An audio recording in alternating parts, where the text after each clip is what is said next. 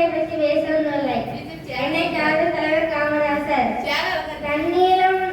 தன்னெல்லாம் சிறிது இன்றி பொதுநலம் பெரிது எண்ணி வாழ்நாள் முழுவதும் உழைத்த பெருந்தலைவர் காமராசர். கட்சியில் எளியவர், கருத்தில் இனியவர், எண்ணற்ற தலைவர்களுள் என்னை கருதுவர் இவரே.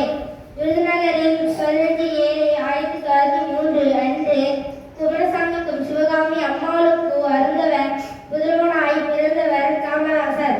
அவரது இயற்பெயர் காமாட்சி. இவர் தமது 6ஆம் அகவையில் தந்தையை இழந்தார். 6ஆம் வகுப்பு படித்துக் கொண்டிருக்கும் போது வறுமை காரணத்தால் பள்ளி செல்வதை விட்ட காமராசர் சில ஆண்டுகள் கடை வேலை பார்த்தார். பின்னர் அரசியலில் நுழைந்து அண்ணல் காந்தி வழியில் நாட்டு விடுதலைக்காக போராடினார். புதிய பள்ளிகளையும் ஏற்படுத்தினார். பள்ளி கல்வியை இலவசமாக்கினார். ஏழை மாணவர்களுக்கு பகலும்